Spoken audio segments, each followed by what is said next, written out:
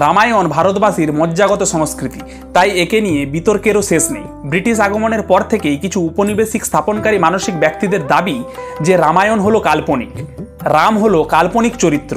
বাল্মীকি কল্পনার জালে রামকে বুনেছেন। রাম কোনো ঐতিহাসিক চরিত্র নয়, রাম কোনোদিনও এই পৃথিবীতে আসেনি। আর কিছু গোষ্ঠীর দাবি হলো যে রামায়ণ হলো ইতিহাস, রাম হলেন ঐতিহাসিক ব্যক্তি, ঐতিহাসিক চরিত্র।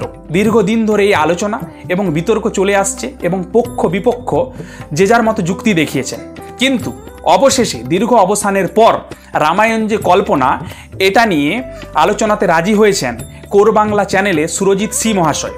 আর আমি রামায়ণ যে ইতিহাস সেটা প্রমাণ করার চেষ্টা করব। এই গঠনমূলক আলোচনার সিদ্ধান্তের ইতি টানতে আপনাদের উপস্থিতি একান্ত কাম্য।